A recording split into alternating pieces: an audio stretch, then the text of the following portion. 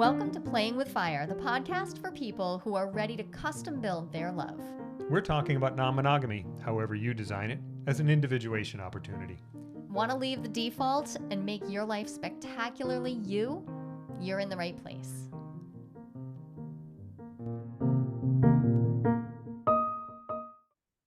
So we're recording, and that means it's time for us to talk.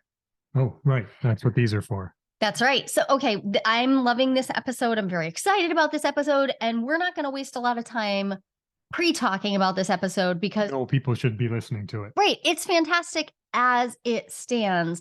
We have the joy of talking today to a professional surrogate partner therapy person, practitioner, right? So someone who is in the business of surrogate partner therapy as the surrogate. And so I'm super excited on the one hand, because I think this is a topic that should be talked about more. Like, absolutely, how can people access the touch sexuality professionals that they want, right? So they're all the talk therapists and all the coaches and all the counselors and all of that. And then what about the people who touch? And we have had a couple of wonderful conversations with touch professionals, but this particular angle is unique and different. And I think most people don't know how accessible it could be. So Brian does a great job of explaining it. I don't think you and I need to. But I do want to just preface the conversation with, this isn't just about, hey, I want to go seek out SPT. This is also for anyone who is interested in intimacy at all. And I've known Brian for a few years, and I am thrilled to have a conversation with him about intimacy at any point, because he takes this work so seriously and so personally. And it's truly a delight. So for all listeners, no matter whether this seems like something you want access to or not, there is something in this episode for you, I promise. So with that, Brian has worn many hats in his life: scientist, educator, artist, circus performer. Right? I know. He has a great bio. His diverse life experiences have exposed him to a wide variety of people and lifestyles and helped him appreciate the common threads that bind us all together. As a surrogate partner and intimacy coach, Brian seeks to use his knowledge to help people overcome obstacles to physical and emotional intimacy. Yay.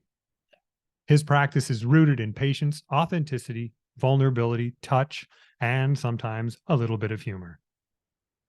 So listen and enjoy. This is a good one. Brian, thank you so much for joining us. I am super excited about talking to you because I think, so when we met Brian at the ASEC conference in Philadelphia, a million years ago now, because 5 years ago, pandemic, sounds right. Yeah, chaos. Mm-hmm. Even then I was like, this conversation needs to happen. Those years have been both, I think, enlivening, and also there's been a real limitation around those live conversations that we had, in-person conversations. Yeah. Your work is so important and so much about embodiment and in person that I feel like this is just a wonderful time to be finally having this conversation. And it is. I'm really glad to be here with you and have this, like, really continue the conversation that we started, and also having things shift the way they have over the past couple of years, where people are really becoming aware of, like, wow, we need to be connected and present with each other, because we know what it feels like to not be connected and present with each other now. Right. And that is really motivating folks. Yeah. Brilliant. So, okay, we're talking about surrogate partner therapy. And so right out of the gate, Brian, would you just start us off by defining it? Before you even introduce yourself, would you just define what we're talking about? So surrogate partner therapy is a therapeutic modality where folks who have obstacles to emotional or physical intimacy can come in. They form a temporary therapeutic relationship with a practitioner, and in conjunction with a collaborating therapist, work through some of their issues. Those issues may be they have a history of trauma or abuse. They may not feel comfortable in their bodies. They may be late life virgins, sexually naive, and never have had relationships before. Anything that's really preventing them from having happy, healthy relationships. That sounds very valuable. So valuable. Sounds And like I think most something- people feel like that's almost something that would only exist in the movies. Right. Frequently, Yeah. like that's Right. the only That's a real exposure we thing. have. But Yeah. you're a Yeah. real human who I've met in I real am life. a real human. Yep. Yep. Yep. In the You're room not with you. alone. I am not Leo Grand. No. Not Leo Grand. And you aren't alone. There are others, but No. like, let's find out. Yeah. Would you tell me how you, a little bit about how you got, how you decided to get into surrogate partner therapy? So it's been kind of an interesting roller coaster ride for me. I didn't, you don't show up to high school career day and people are like, let me tell you about surrogate partner therapy. But what a It's- great it's high school career day that would be. that would be pretty awesome. That would be That's pretty a awesome. good guidance counselor. Right. But I wandered in and out of a lot of careers. I was a research scientist, I was a professional jeweler, I was a professional circus performer. But one of my friends who was a therapist, 8-9 years ago, said, have you ever heard about this thing called surrogate partner therapy? And she explained what it was to me. And she said, I think you would be really good at it. I did a little bit more research, did a little Googling, and was just blown away. Because in everything that I've done, I had to sacrifice a part of myself to be able to do a job. So like if I was working in my science, I would not be able to do it in an embodied way. If I was working on circus stuff, it wasn't as analytical as I really like being. I get to marry all of those parts of myself, my emotions, my intellect, my body, and help people doing that. I mean, it's amazing. It's the dream. That's the That dream. sounds amazing. That's it. Yeah. That's the Yeah. dream. So this field, like we said, it tends to have an almost unreal quality for some Right. people. Mhm. It's hard to imagine in this incredibly sex negative cultural milieu we find ourselves in, which is also steeped in sexuality and sexual imagery. And like, Mhm. so we're living in the paradox. But you're a real person, and this is a service that people could decide to engage in. And I'm curious, like, how would you help someone understand if this is something that might be for them? Like, Right. like really, what questions might somebody be asking themselves to see, is this on my horizon? Right. So I think one of the easiest questions that I can say that people can ask themselves is, can I overcome these obstacles on my own or with the help of a partner that I'm likely to find organically in the wild? Mm. Right. A lot of us are lucky enough that we have access to partners or experiences that we can kind of fumble around and figure things out. We don't need a safe clinical container. We don't need a specific set of professional expertise, but that's not the case for everybody. If you don't have access to those things, if it's not safe for you to do those things, then surrogate partner therapy might be right for you. Right. You've brought up some wonderful, aspects of surrogate partner therapy already, like the clinical container. Would you help us understand what that looks like? Like, what is that? What is a clinical container in this realm? Yeah, so it is interesting because, and I'm going to say something that might challenge some people right now, but like I consider surrogate partner therapy a form of sex work, even though it is in a clinical container, right? I think there are a lot of people that feel it may not be considered sex work. I disagree. But it's in the clinical container, which means that because we're working with a therapist, as well as the client, we're able to kind of put a bubble around the work and say, this is why we're doing the work. This is what your history is. This is what your obstacles are. How can we together as a team address these in a very systematic way? That systematic way just happens to include relationship modeling, skill building, and touch, which is one of the things that is hard to hold in the same place, right? Because if we think of a clinical container, immediately we're like, no touch, touch bad, touch equals abuse. And also, that's not the work. This work doesn't do that, right? This work is very safe because we have someone who's collaborating with us outside of that little relationship bubble that I'm in with the client that says, okay, let's keep track on this relationship. Is it in service of the client's goals? Is it in their best interest?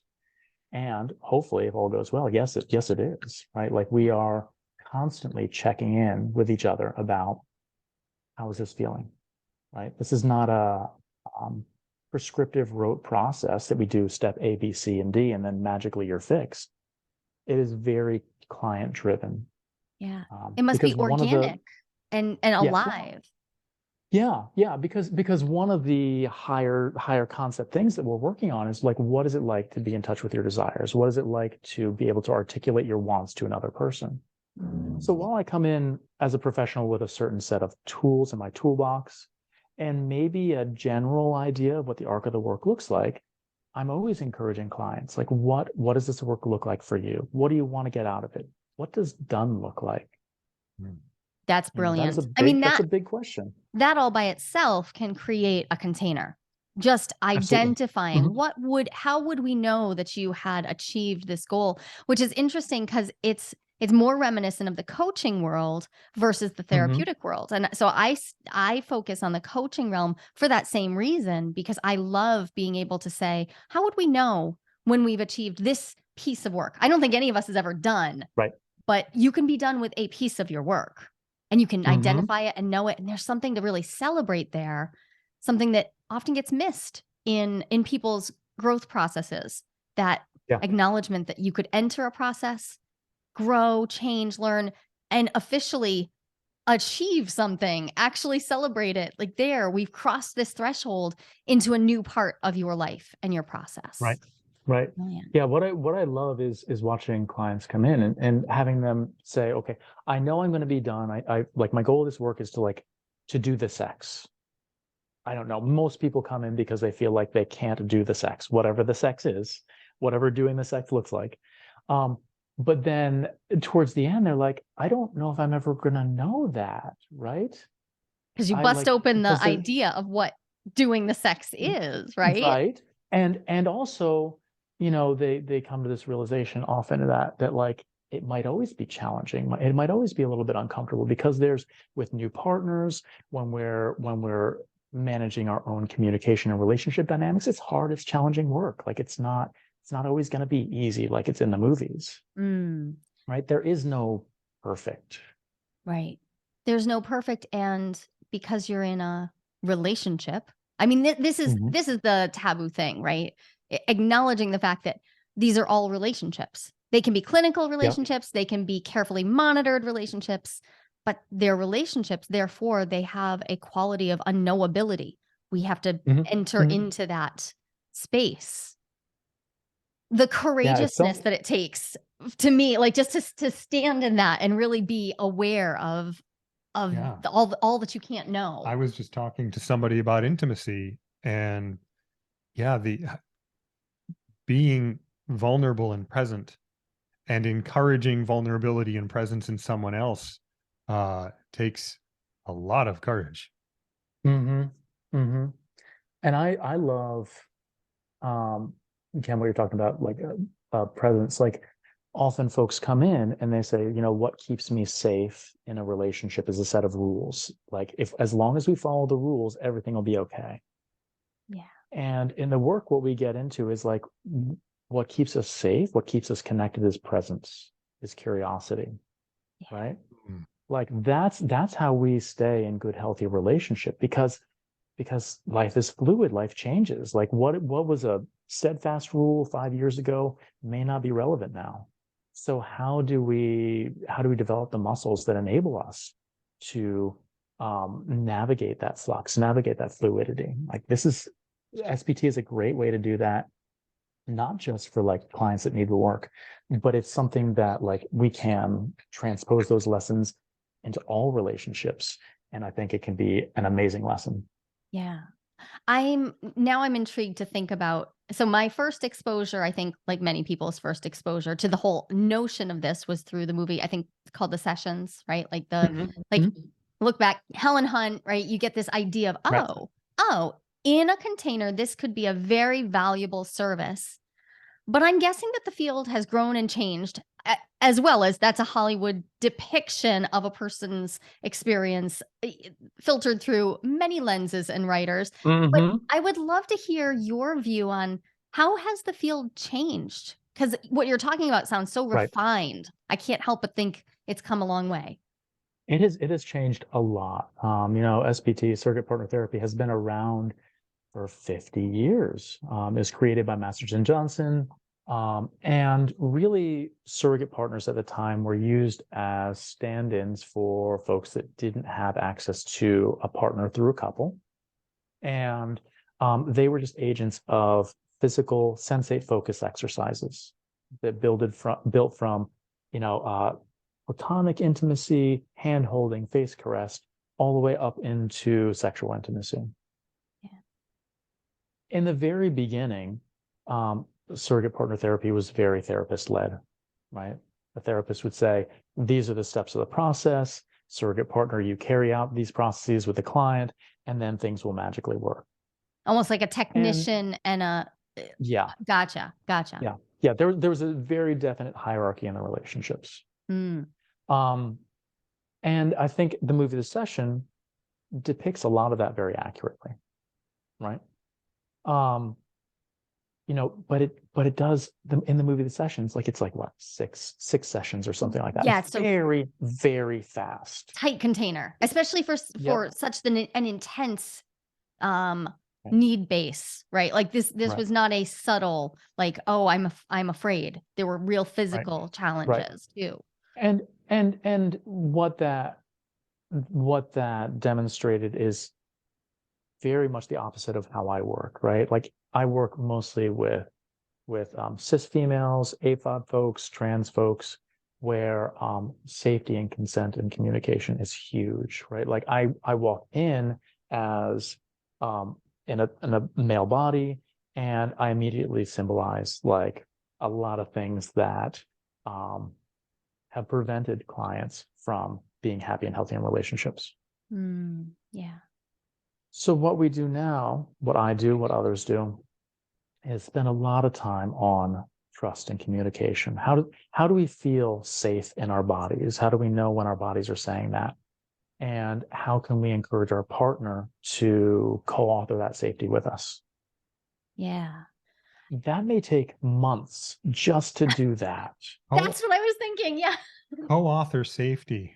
I love that phrase. Yeah. And yeah, that's not going to happen overnight. That's wow. As a person born in a male body, right? Like you are. I hear Ken talk about this experience he has of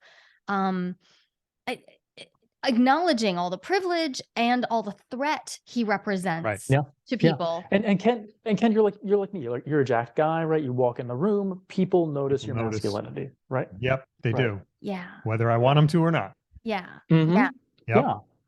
Which in this world makes perfect sense. It is a threat. It is a source of risk and danger. So yeah, he's done a great job of acknowledging it. And then there's, what do you do next because we're all swimming in the soup, right? Like everybody is. Yeah. And our brains are wired to assess safety very quickly, right? We have these shorthand switches that get flipped. Either I'm safe or I'm not, and I need to figure out how to mitigate any danger that's present, right? What we are doing, especially in the first part of the work as surrogate partners, is we're like pausing on that, flipping the switch, right? We are asking ourselves, why am I feeling unsafe? What can make me feel safer? And giving our partner the opportunity to take part in that.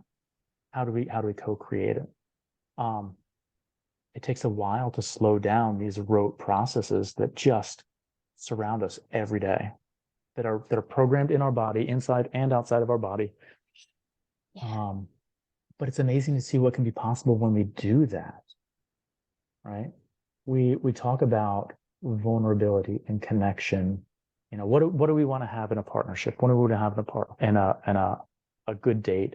See it on dating profiles all the time. I'm looking for vulnerability and connection. do people really know what that means? Right. Like how would you know when you're in Yeah. the presence of it? How would you, Yep. what Yep. what are the signs you get interoceptively? What are you Mhm. aware of? But also, like, what would it look like?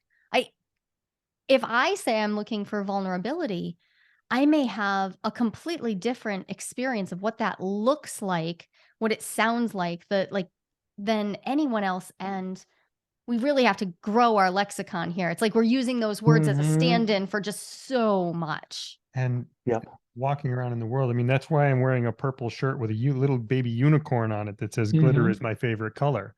It's Yep. flagging, hoping that Mhm. someone will see this, and that switch won't get flipped quite so fast. Yeah. Mm. Yeah. And so you're working with people, helping them find ways to hold off on flipping that switch. That's Mhm. wonderful. So that they can, I would assume, understand their routes to safety, like how they find actual Absolutely. safety within their chosen relational containers after How to their unflip relationship, that how to switch. unflip and how to Yeah. use all Yep. of our safety mechanisms the way that they were designed to be used, rather than as a rote just all the time. Right. Right. Yeah. One of my colleagues, Michelle Renee, likes to use the phrase, what's in your owner's manual, right? What Mm. are your skills? What are your tips for like just care and maintenance of yourself? And learning how to do those things it's one of those simple things that is many layered and nuanced, and it takes time to develop. But once you figure that stuff out, it is amazing how it plays out in relationships. Right.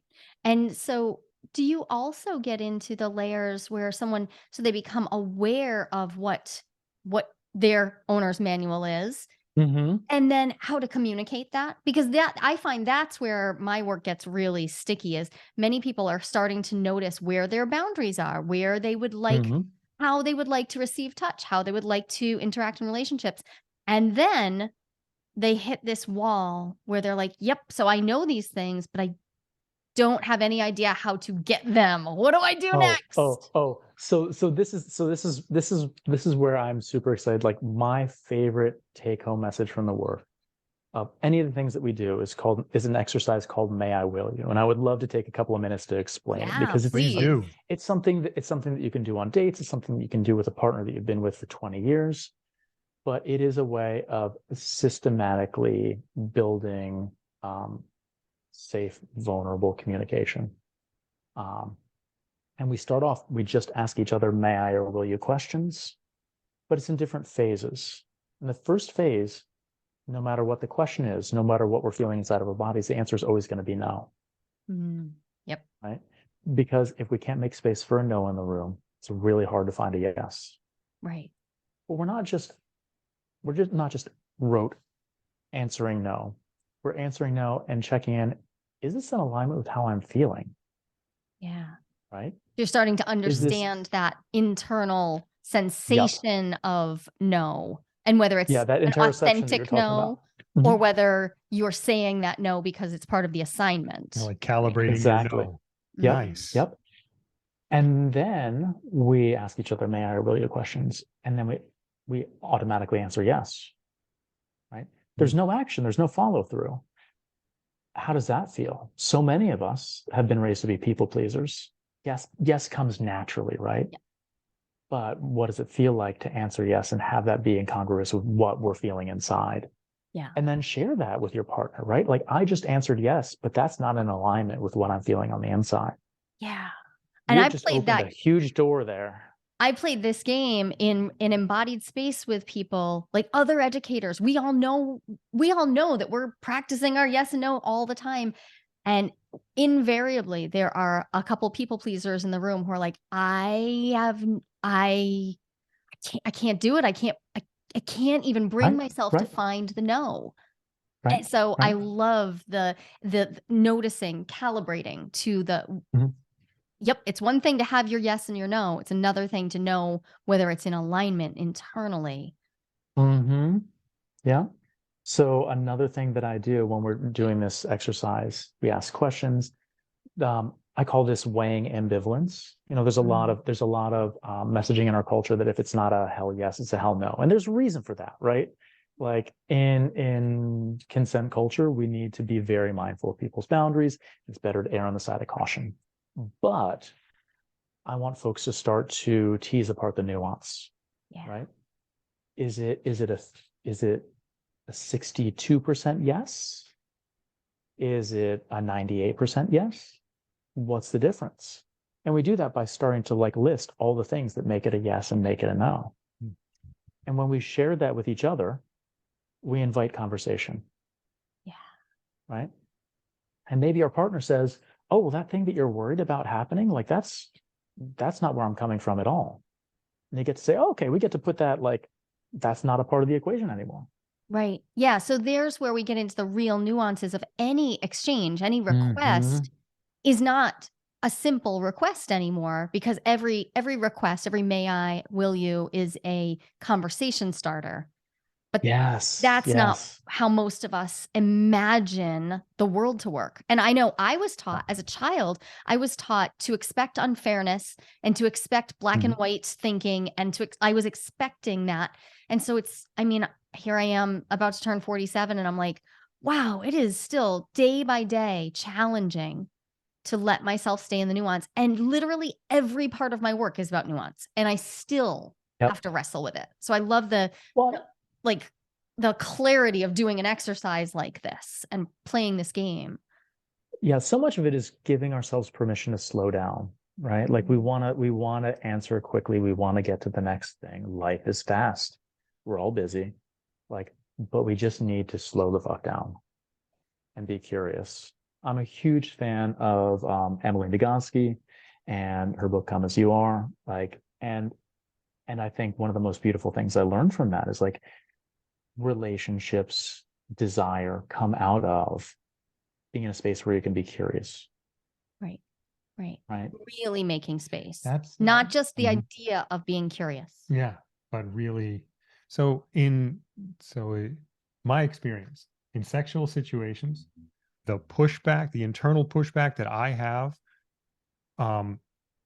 against the idea of bringing a conversation into the sexual experience, but there it is. I mean, there's so much to be curious about. And that just gets in the way. Right. And then I'm thinking, you need to complete the list of acts it's a flow. You got to flow. The conversation is different from right. the act, right? Instead of it's having to be the same thing. Right. Which is ironic. So one of my mentors, Thomas More, has this great quote. I love it. I say it all the time. Conversation is the sex act of the soul. I'm like, so nice. They're identical. And I mean, I think he wrote that quote like 30 years ago. And I don't think they've ever been separate for me, but I have noticed over a lifetime of sexual experience that most people don't talk. Most people and I'm not monogamous. I'm dating all the time. And most people still are not talking. So here we are. It's 2023. I'm still finding most people don't talk during, which is so funny to me, because what constitutes during the sexual act? First, you have to identify, when does it start? How do we know when it's done? And yet how I now notice it is when I'm thinking back, like when did they get quiet? That's when they thought they were starting to have sex with me. For me, I started before. I started during the conversation, and I have to really work to keep conversation part of an experience. And I mean, I don't know how many generations this will take, but it seems like SPT is one of the tools that could change this, that could really change the way we approach sex, because now there's not just talking about what we might need to know in our body, what we might want to experience in our bodies, but a combination of talking about and then actually embodying the experience with a person who is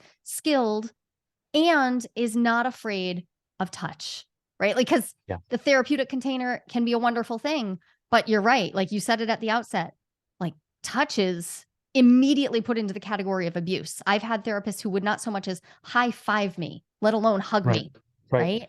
So you're really standing in what I imagine across our very diverse nation is a legal gray zone. What's happening? I don't even know whether it is. Like, why should I don't think it should be, but what's even happening? I hate the terminology legal gray zone. Okay, awesome. Bothers me so much. It is something that came into the field, I don't know, in the 90s. It's not a legal gray zone. Like, law about surrogate partner therapy is very, very defined in that there are no laws. Oh, perfect. Right? That's like home birth. If there's no law, right, it's fine. If something's not illegal, it's legal. It's right? legal. So surrogate partner therapy is legal. So if I'm feeling really cheeky, like that's how I answer. But like, because I like nuance, like here's the reality. Like, let's dig under the layers and talk about why that's the reality. So most people equate, especially the erotic part of the surrogate partner work, which cannot exist at all. I've had plenty of clients that have never gone into the erotic phase of the work, or it could be just a very small percentage of the work. So many people equate that part of the work with prostitution, right? With paying for sexual acts. But the reality is, clients are paying for the entire modality, the entire work. Right. That eroticism may or may not be a part of. So there's no kind of legal quid pro quo. If I give you $500, you're going to give me a blowjob, and that's going to magically cure my erection issues. That's not how it works. So in the eyes of the law, it's not prostitution. It's not relevant. Okay. I just want to stop and say we are pro sex work. And we if in my world, I just want to say for all the listeners, in my world, if I could just make super clear that if you can pay for erotic action, great, awesome. If you I'm pro that, and I want people to understand that what you're describing, Brian, is it might make people think, oh, am I veering towards sex work? And if they can't get an okay with that, like if they can't get emotionally okay with that, there's a whole question to dive into all on its own. Oh yeah.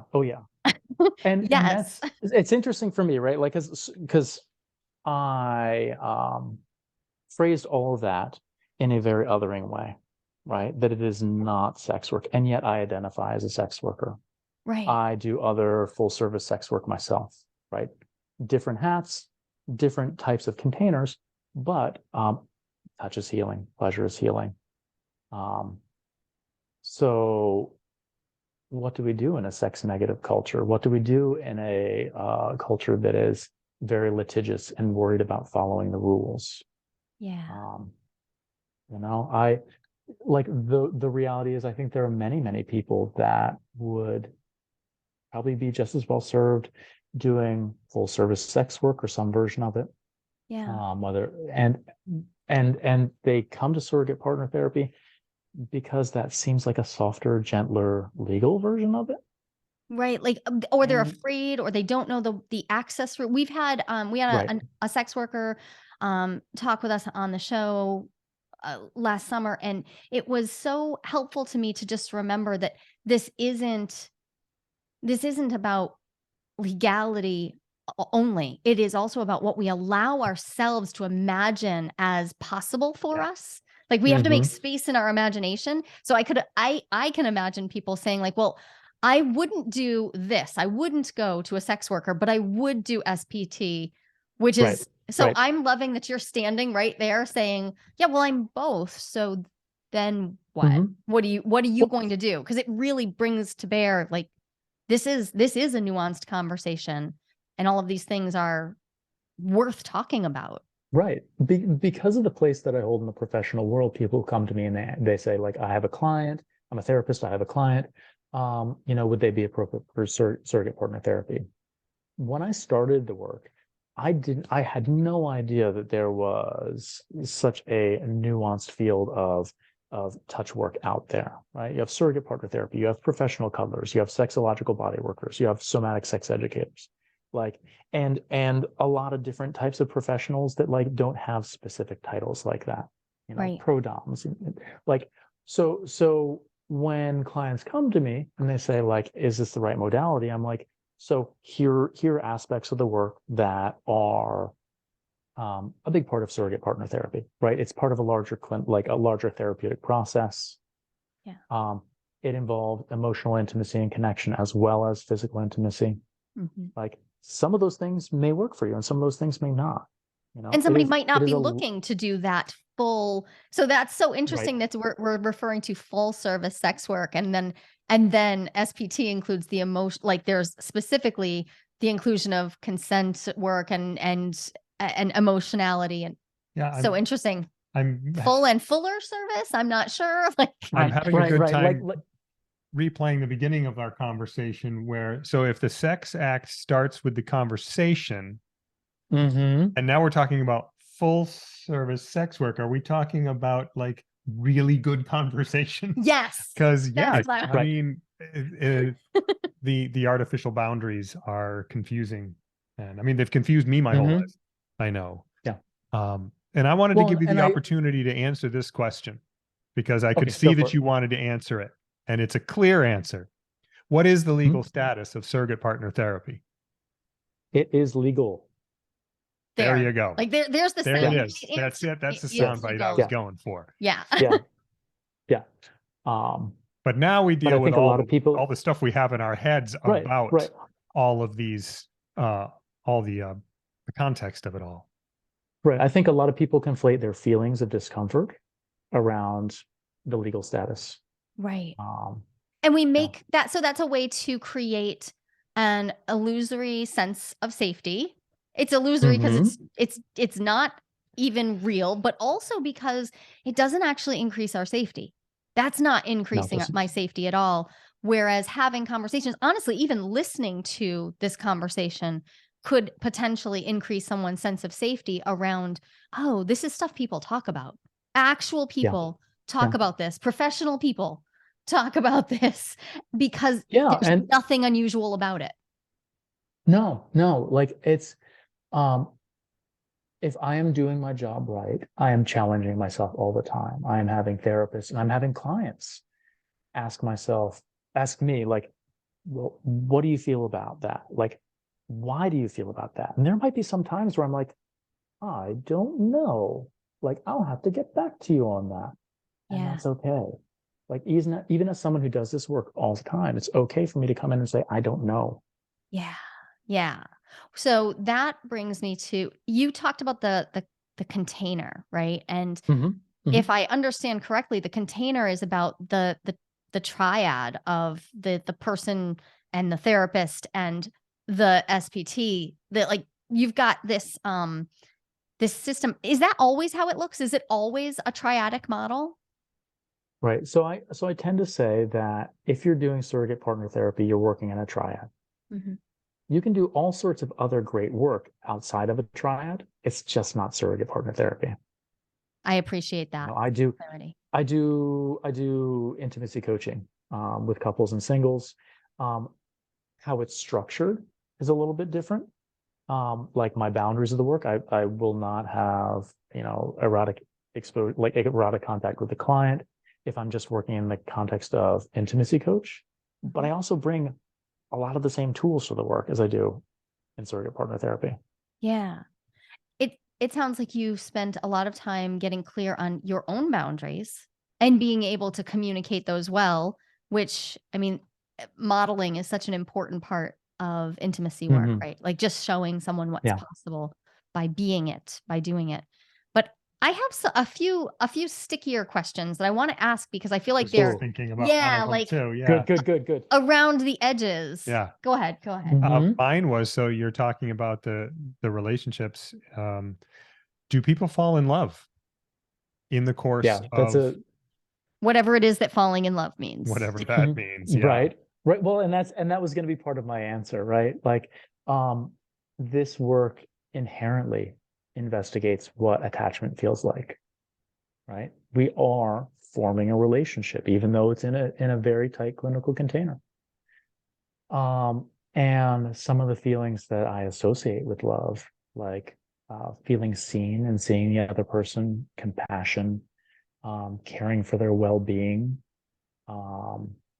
you know, feeling like I can be myself around them, those show up in the work, Yeah.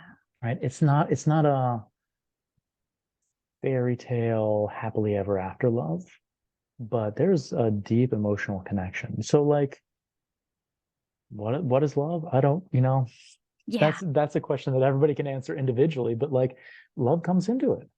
And every working with every client is different, right? Sometimes we are best buds and teammates and we give each other high fives when the work is done and that's it. And other times like the work is done and we're crying our eyes out because like this was so immensely transformative, not just for the client, but for me too. Right. Yeah. And that's where the remembering that there is a relationship at work. Mhm. And I think this is true in I think this is true in coaching relationships, in therapeutic relationships, in all sorts of realms where we don't talk about it, where we don't talk about, hey, it's not just about whether we fall in love, but we form attachments, we form bonds.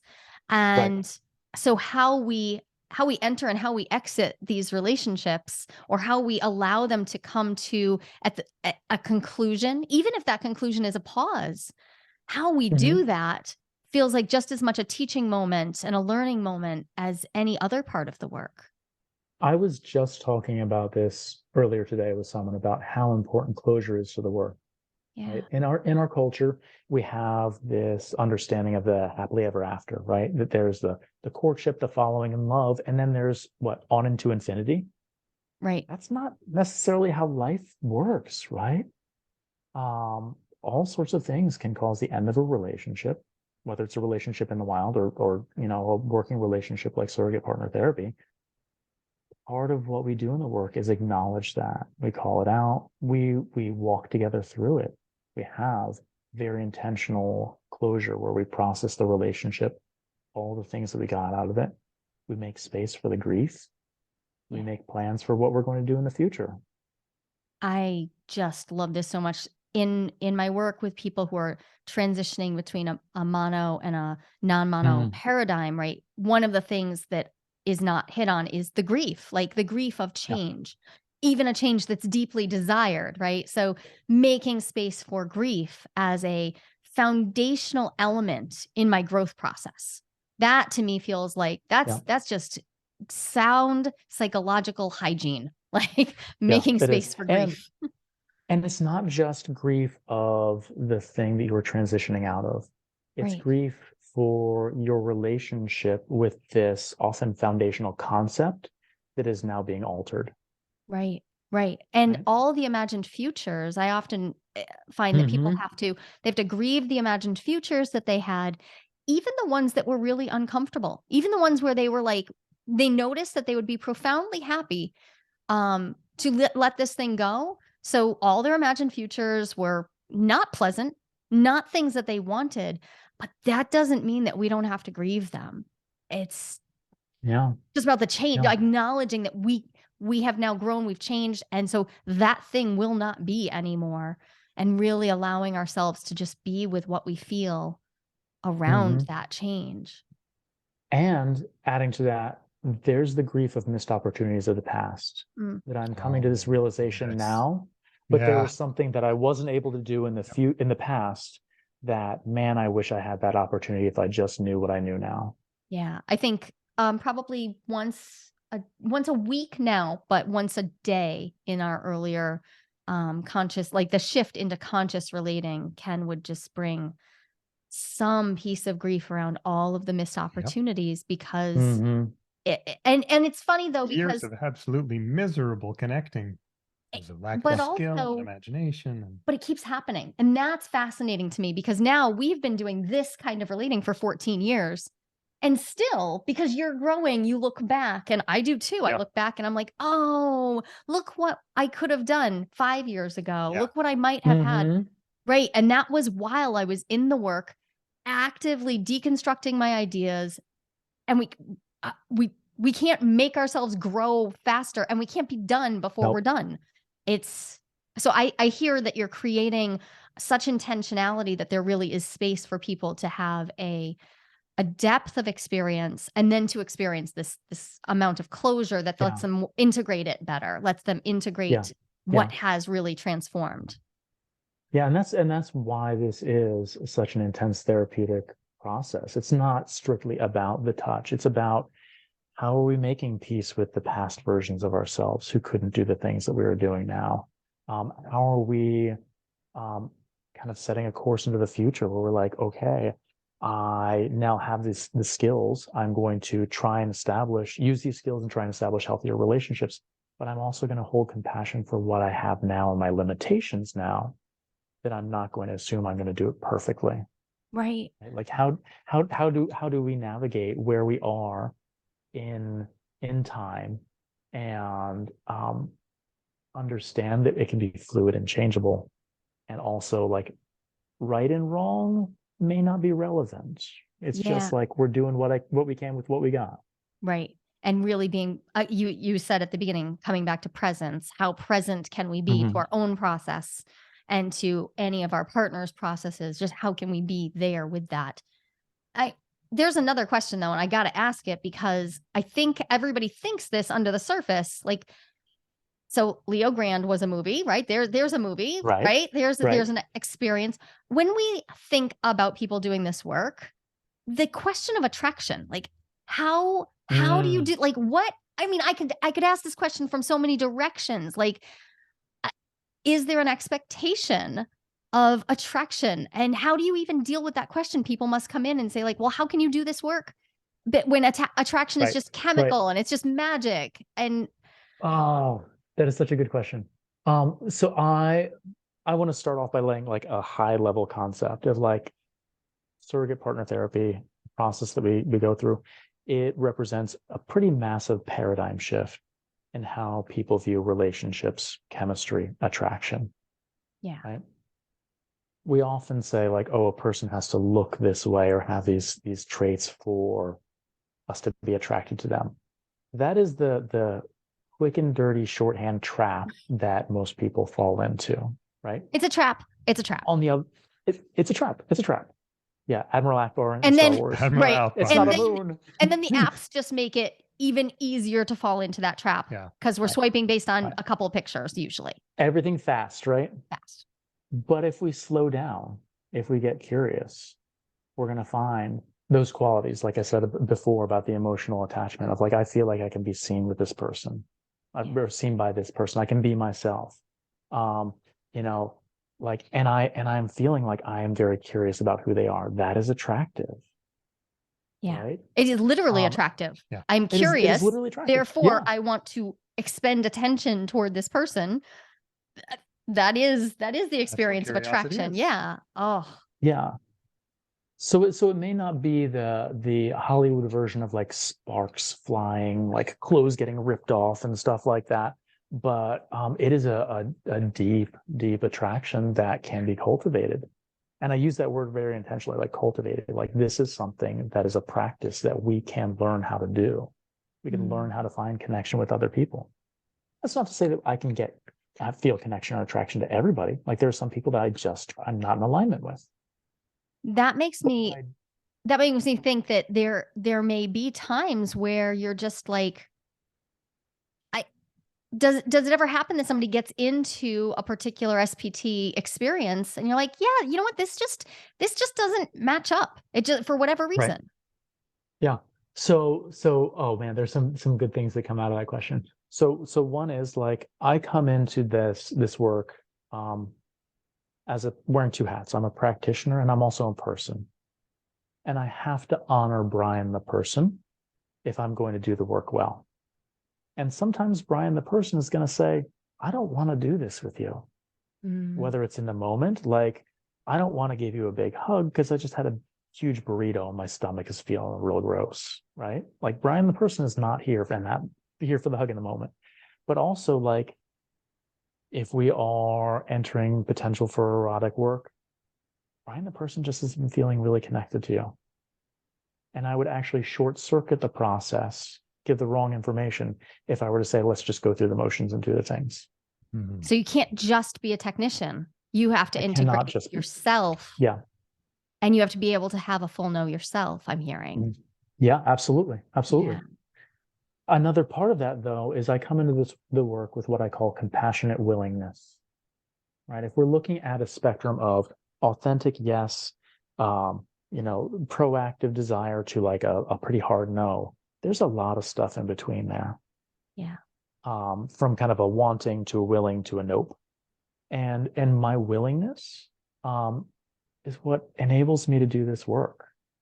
Yeah. Right? Like there is a part of me that says, I am invested in your process. I'm invested in you. And because of that, the process and the work that we do makes it appealing to me, makes it something that I enjoy doing with you.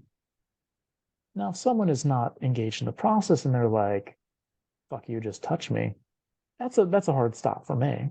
Yeah. But compassionate willingness can go a long way. Responsive desire, my understanding of responsive desire can go a long way, right? Yeah. Yeah. You're reminding me of Cindy Darnell's work around like wanting to want, right? And a desire mismatch. And like desire mismatch doesn't necessarily mean that there is no desire to have desire. And therefore I could walk myself through my own ambivalence if I choose to. And this gets, now we're really in that murky zone where, yeah, we can't just go with the hell yes, hell no version. We have to really be with the ambiguity and the complexity. Yeah.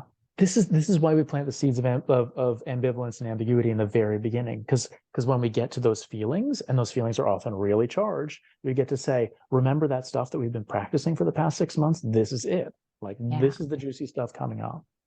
Right. And, I can have a lot of compulsive desire, right? If someone is enjoying themselves and someone's having fun, I can be having fun too.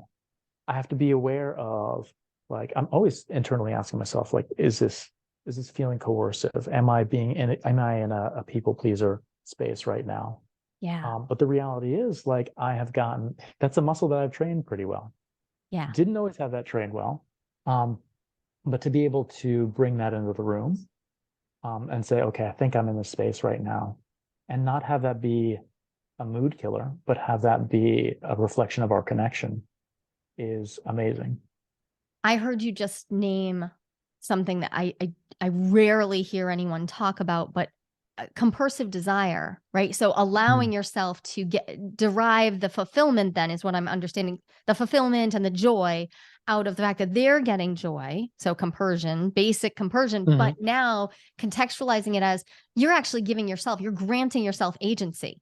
I don't have to have this just like well up out of me, and I don't have to have this be utterly internally driven from just the one perspective of I have to want for want's sake. I could also allow myself to be it's making me think of the circular model of sexual desire, the one that's less used, right? Thinking about that and thinking about how you can get on the desire merry-go-round in a lot of different places. So you could choose to get onto that merry-go-round and be like, yeah, and now I'm here. And once I've sparked compulsive desire, it is also possible that other desire will follow. Yep.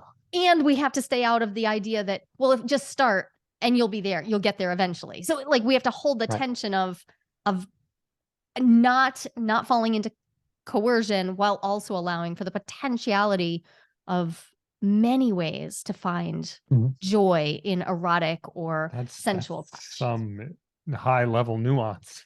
Right. But I think a lot of people have access to it. It's really hot too, right? We were talking about talking during sex a little bit earlier.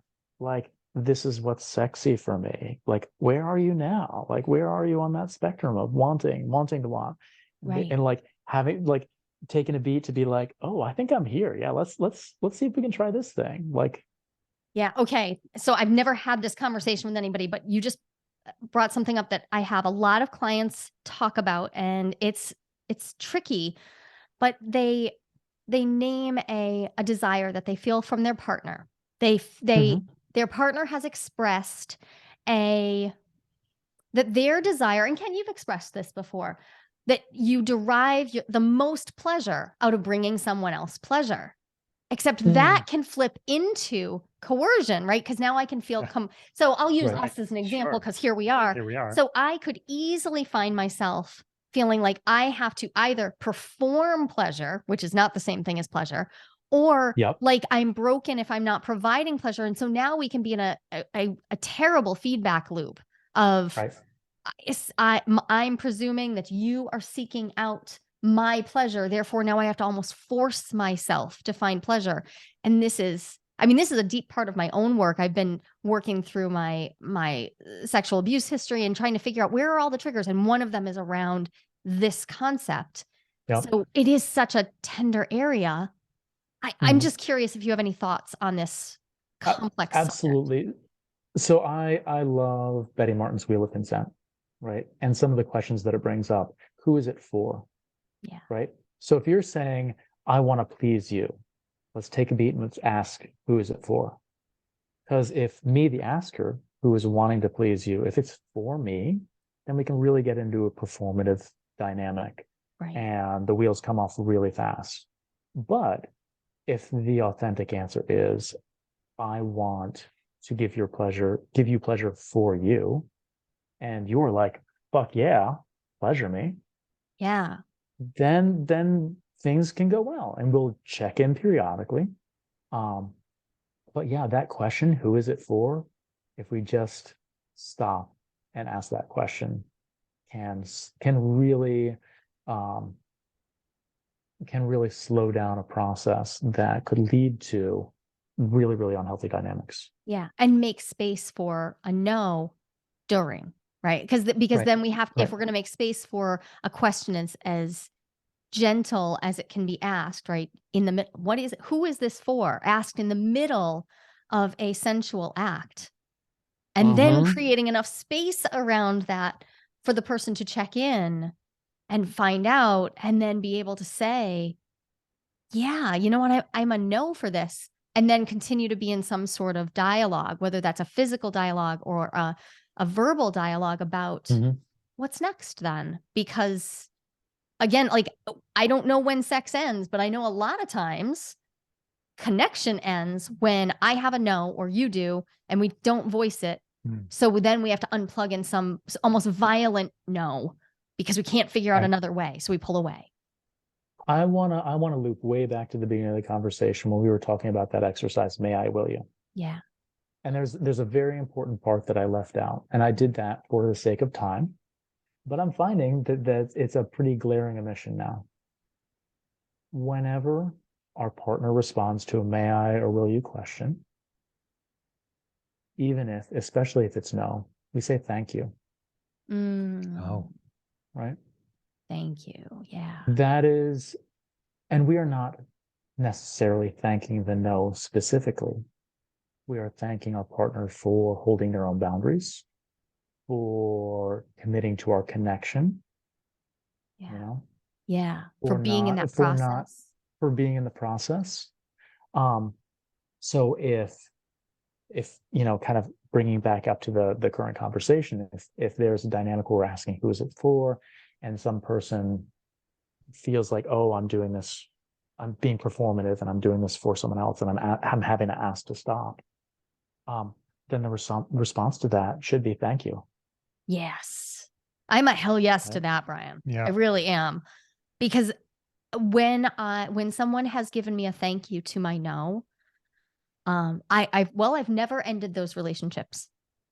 People who thank me for I've never, they might transition into friendships, they might transition between different statuses, but those relationships are founded on something so much deeper that there's no need for them to leave my life. There's something really profoundly, I feel my humanity recognized in a relationship where my no can be met with thank you.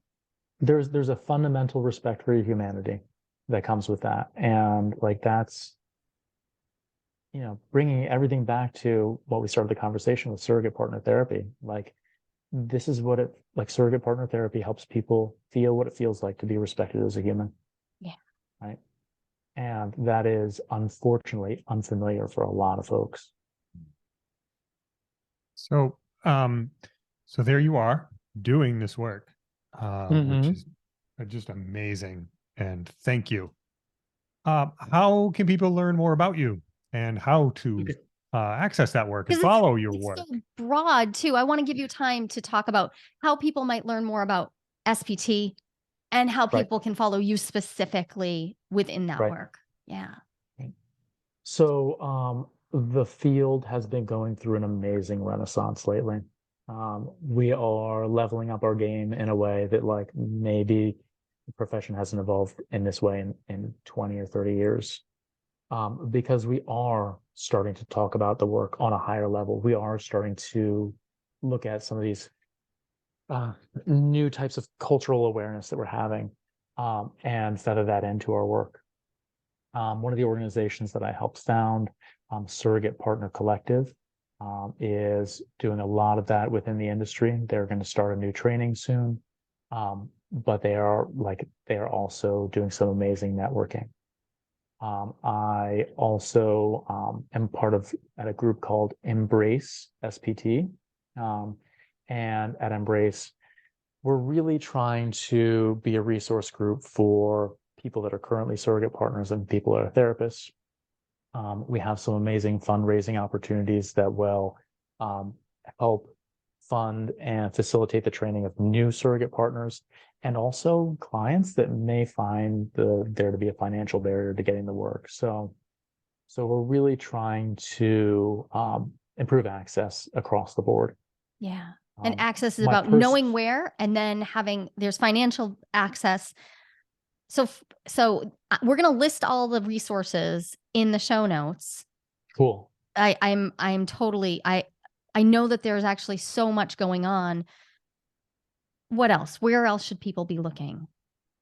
I mean, so people can look at my website, briangibney.org. There's my shameless plug there. Notice how I like completely forgot about that until the end. Do it. Yeah, I have to say it is really hard to find good resources. Because if you do a quick Google search about surrogate partner therapy, you can come up with lots of articles that are filled with half-truths or unnuanced work, and it's just hard to sort that out. So things that are in the Embrace SPT website, things that are in the Surrogate Partner Collective website, things that are on my website, or some of my other colleagues that I might be linked to, like those are good resources. Therapists especially ask me all the time, like, how do we get good information about this? And the easiest way to get good information is to talk to good people. Yeah. Yeah. I mean, my listeners, I know people who've like worked with me personally. One of the things that they like about this particular show is that there's a level of vetting, and I don't always say this, but I will say, Brian, I have known you for several years, but I followed your work. And one of the things I'm so impressed about is the consistency in your answers while growing with the field. You are so consistent in your answers to questions that I feel zero hesitation saying, yes, so here is a resource. Here is an avenue to explore. And honestly, if we just keep having these conversations, the field then can gain I don't want it to have acceptability. That's ridiculous. I need it to be centered, right? Like this work needs to get centered. So we need to have these conversations be normalized, completely normal. Yeah, absolutely. Absolutely. I realized there was a question that I didn't ask, which I probably should have asked a bunch earlier, which is, so you were talking about like, so how do people find out where to, how do people find out that they can? Like the existence of surrogate partner therapy, the availability of this kind of work. Yeah, like can therapists recommend it, and do they? Yes, therapists absolutely can recommend it. Yes, they absolutely do, but they have to know about it first. Right. Yeah, so if you are a therapist right now, like this doesn't have to be a personal thing. Right. But a lot of the work that I do is building bridges between the touch community and the talk community, right? The talk therapists, psychotherapists, and body workers. Because sometimes if you are siloed in your like clinical workspace, you don't know about surrogate partner therapy or other modalities. Like you can't be faulted for that. Right. because most of the times we're off doing other things. We just have to start the conversation. Right. Fantastic. Well, thank you so very much. And thank you for delving into the nuanced areas of conversation. I have complete confidence that people will ask me to have you back, because for sure. this Excellent. conversation deserves a lot of attention. And I know that there are so many areas of intimacy, because this isn't just about sex. This is about intimacy on the broadest Yeah. scale. So thank you so much for bringing your full self and being present. Oh, thank you. Thank you for having me, and thank you for being engaged and connecting with me. There's no one right way to design your relationship. And lots of people, actually about 25%, according to a recent national survey, are interested in some type of open relationship. But how do you know if you are ready to open up happily? Not everyone is, and that's no problem. I've got a 60-second quiz that will give you the answer. And even better, you'll walk away with your next step, whether you're good to go or not so much when it comes to opening up. And this is no BuzzFeed nonsense. I personally designed this quiz from my years of academic research. Go to joliquiz.com. That's JOLIQUIZ.com, and find out if you're ready to open up happily and what to do if you are or if you're not.